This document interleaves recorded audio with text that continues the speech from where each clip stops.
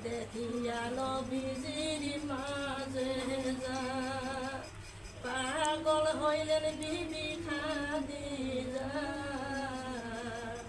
দেখিয়া নবীজির মাঝে যায় পাগল হইলেন বিবি খাদিজা জীবন যৌবন সব করিলেন দান জীবন যৌবন সব